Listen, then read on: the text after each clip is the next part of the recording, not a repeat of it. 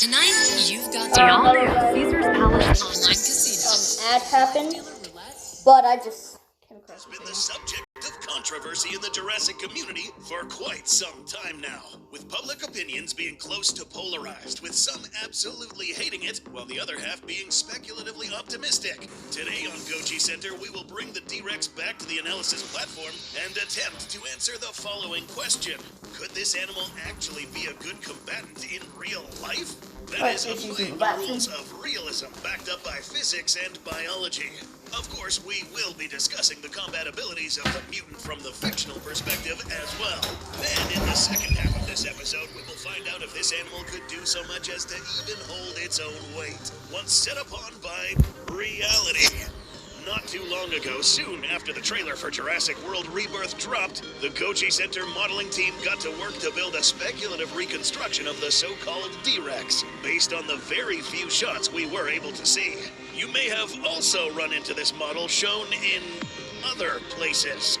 But turns out this model ended up being around 90% accurate. A couple of recent figure leaks have revealed that the D-Rex will have a slightly more bulbous shape to its head, heavier frontal body, and slightly more robust legs.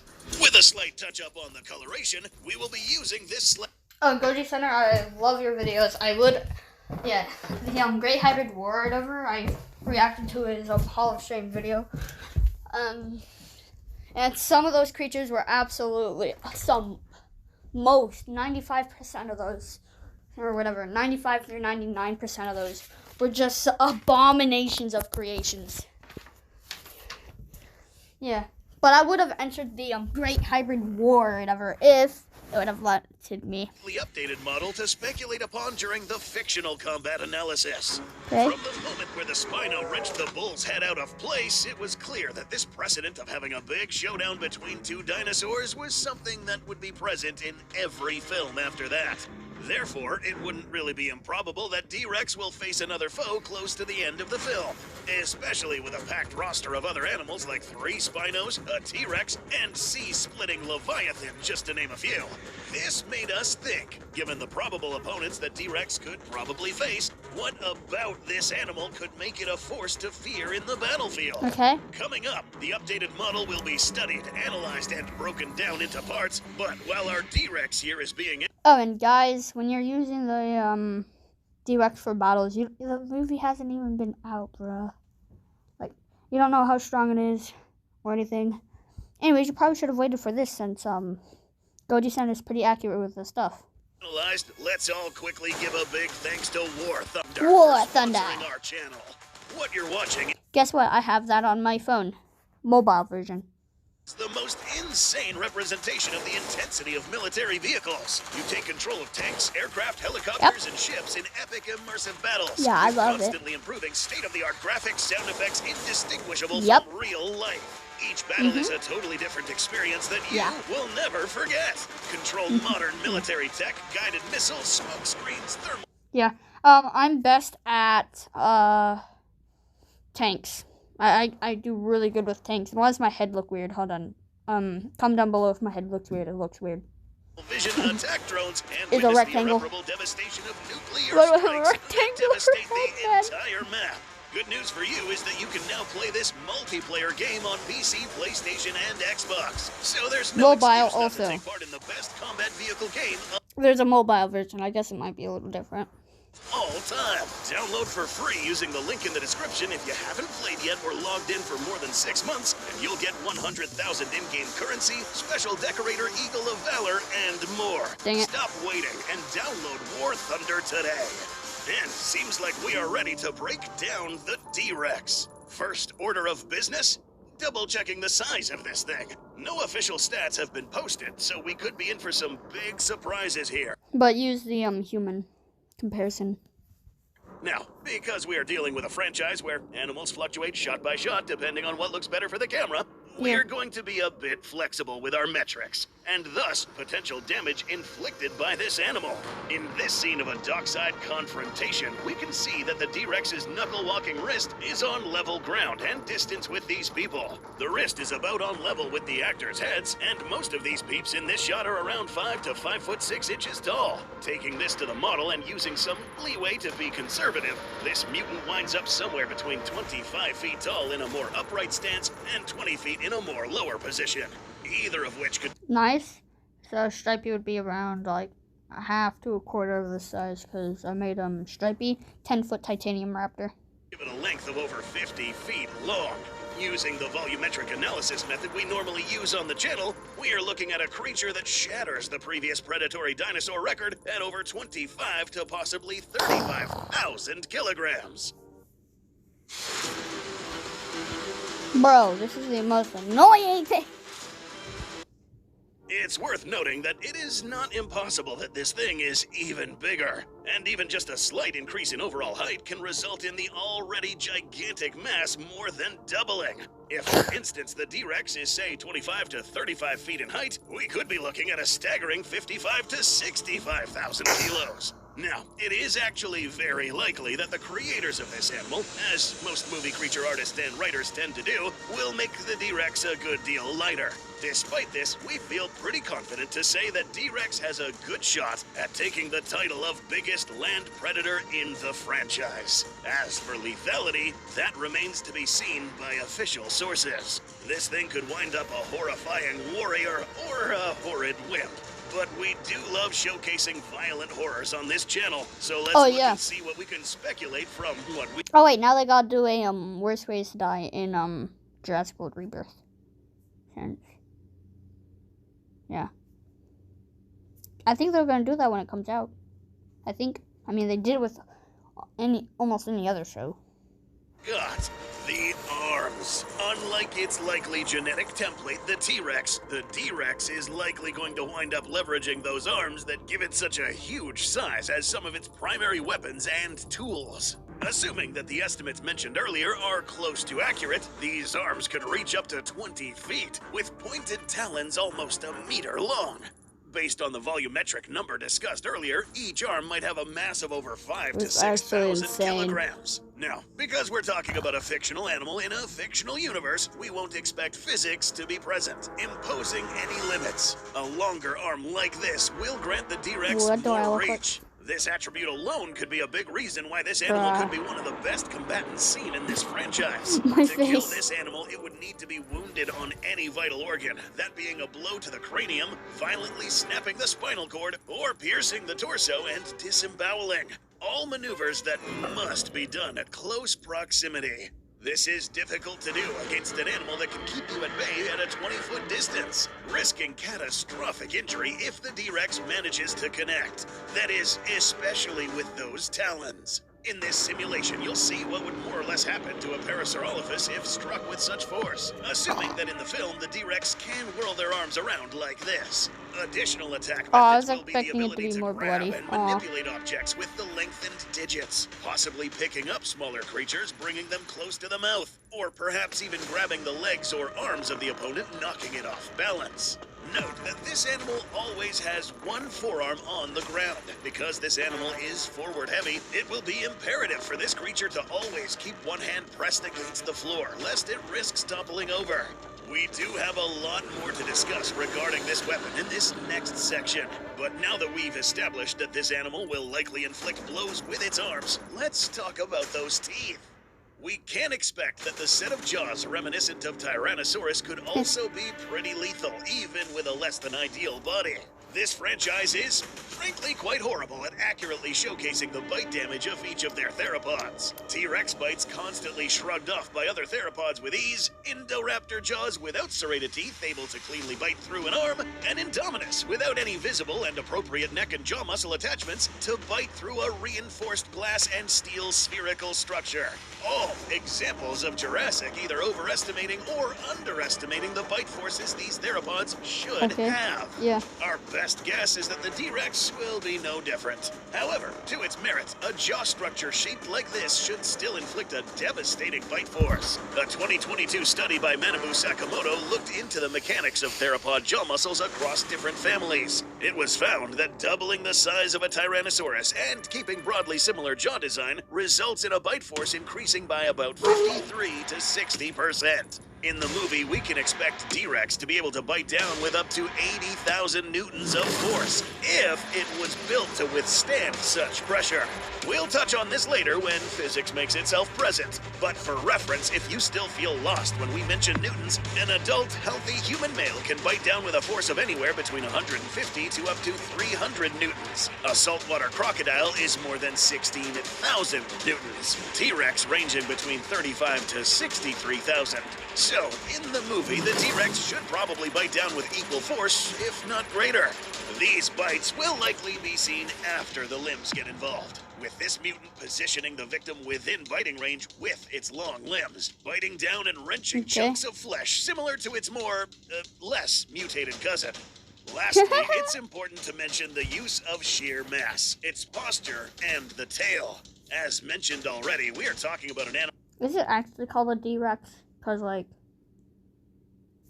I mean, it hasn't even came out yet. But, I mean, Anywhere between 25 to 35,000 kilograms. Putting physics aside, this mutant would be a force to be reckoned with on land. Using its body as a weapon, any other theropod getting hit by this charging animal would have to take forces similar to getting hit by a semi-truck. Enough to disbalance their center of gravity and make it very difficult for an animal to stay standing. A clear height advantage means this creature would have a better view of its opponent when it comes to detecting points of destabilization and pretty much situational awareness. You may have heard that during combat, it's always better to have the higher ground. In such cases, this is because you have a better view of what's going on during a confrontation, and the fact that it's harder for the enemy to fight uphill. D-Rex, as long as it maintains itself in a wide posture, would have this advantage given to them by default. The mutant... If this is under $60, I'm gonna buy it. It's heavy. Oh my gosh, do you want me to look? Yeah. It is $69.99. Oh, they're so close. It's so cute. It's so cute. If this queen blanket is under $50, Ooh, I'll buy it. I think you might be. does still seem to have a fairly long tail like its genetic forebearer. Not too much of a surprise, considering the hindquarters don't seem to be as badly mangled. If it were ever to use this tail as a weapon, it would have to find a way to swing its body relatively quickly, which an animal like this likely wouldn't be able to do. Even in the fictional realm, moving in such a way would require this animal to rotate comically fast. So, that said, getting hit by the tail would rather be the result of getting in the way. With the volumetric estimate, this tail might have over 2,000 kilograms of mass in it. So, in the unfortunate event that another animal gets in the way of a tail moving a few meters per second, this would be like getting hit by a charging elephant. Accidentally getting hit in the face trying to flank the D-Rex might bowl over even some of the bigger carnivores in the setting. So, to conclude this section of the video, we can expect the D-Rex to be a good combatant, given its anatomy, but more so because this takes place in a fictional universe not bound by the rules of physics. Yeah. However, enter biological constraints and real-life science, and you'll find out why we haven't seen anything like this in the present day or in the fossil record. How functional is the body type of this mutant? The best way to describe it would be workable, but not ideal. To begin, let's set the tone as to how the rest of this episode is going to go. This animal would probably be slow as hell, if it could even stand upright, that is. Let's remember that colossal juggernauts like the Tyrannosaurus and Giganotosaurus were already pushing on how big an agile predator can get and still be able to move relatively quickly. The D-Rex would have an easier time holding up more weight with an extra set of support limbs, but this comes at the cost of agility.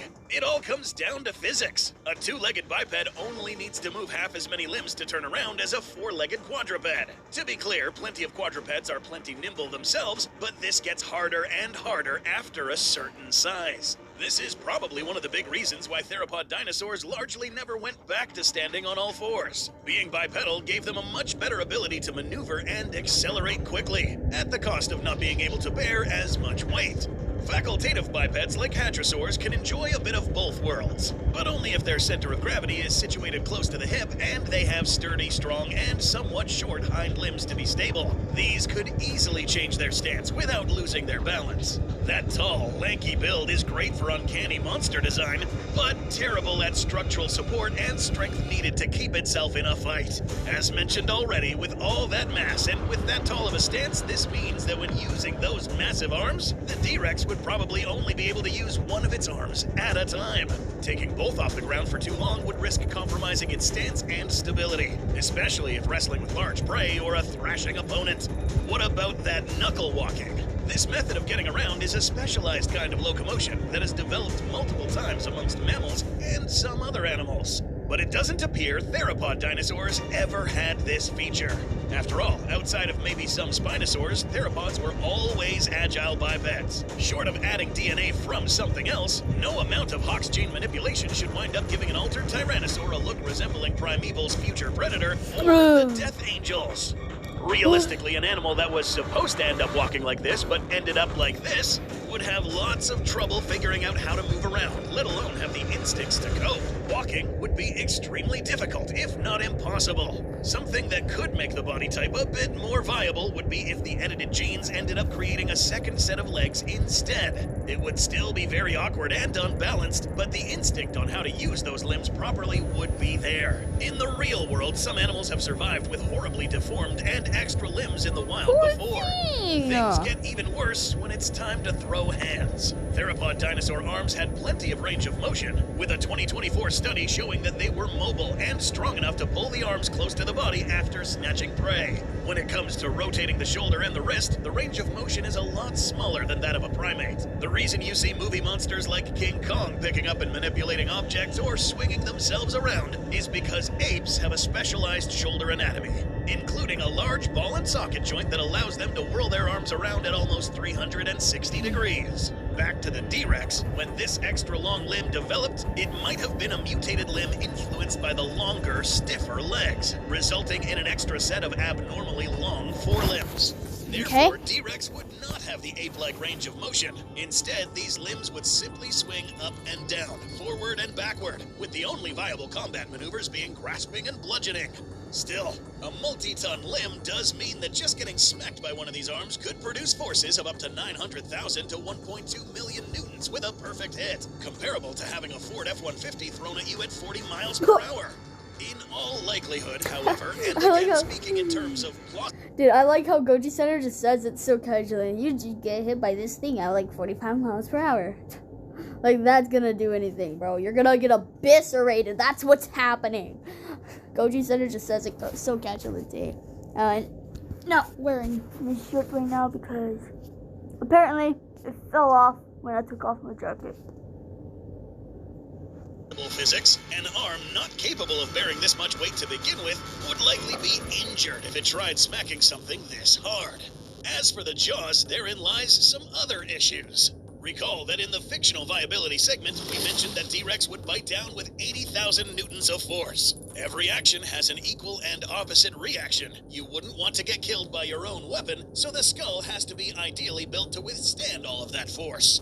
Nature took millions of years to fine-tune the great force of the theropod jaws, let alone develop in such a way that they can withstand the force of their own bite. Baby In 2022, a study by Stefan Lautenschlager showed that almost everything in the skull, from the point of the jaws to the shape of the eye socket, has some aspect to help transfer all of that force into the bite, but also withstand that same force, keeping it from breaking its own face. This would be especially... Oh yeah, like Hank, how he did the T-Rex and Dunkleosteus.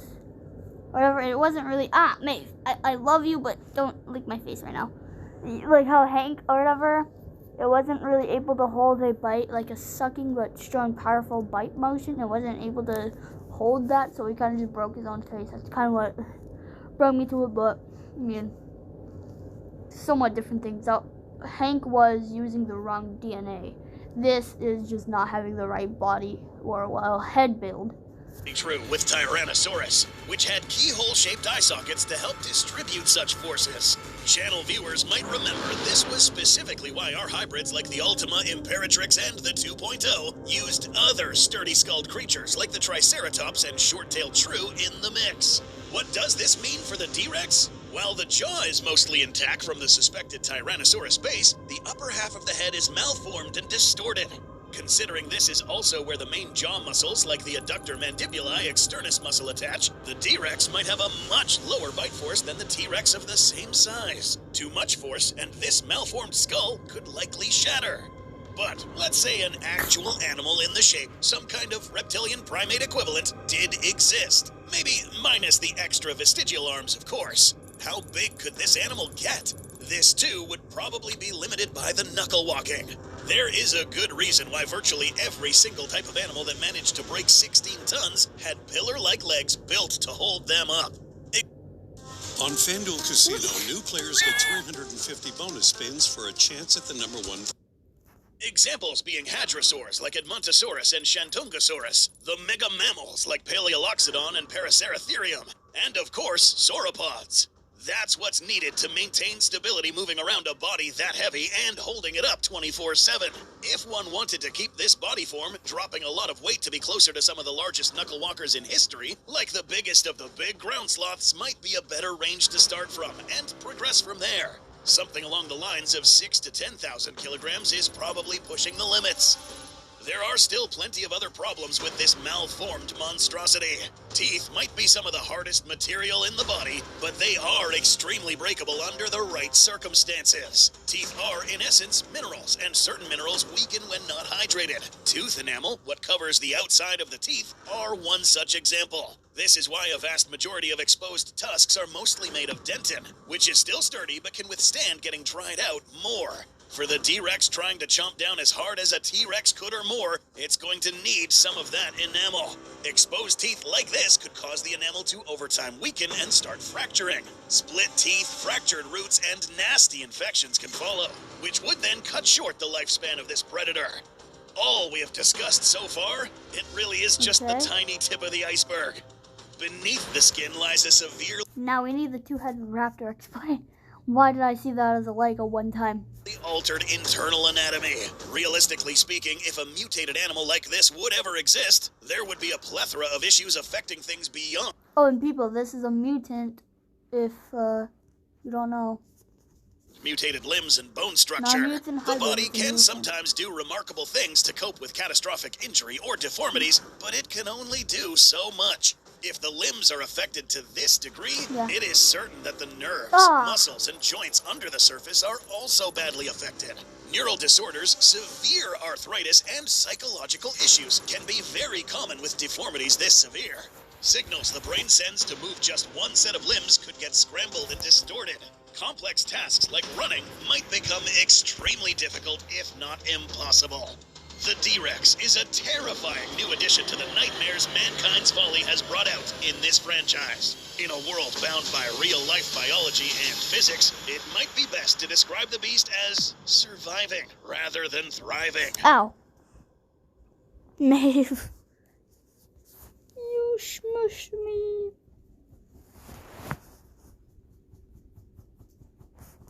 What is this?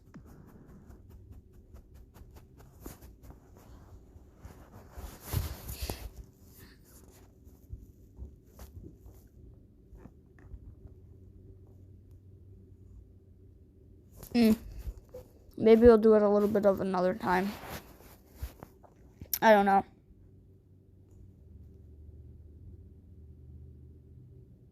I'm gonna watch that, but I'm not gonna react. Bye, guys.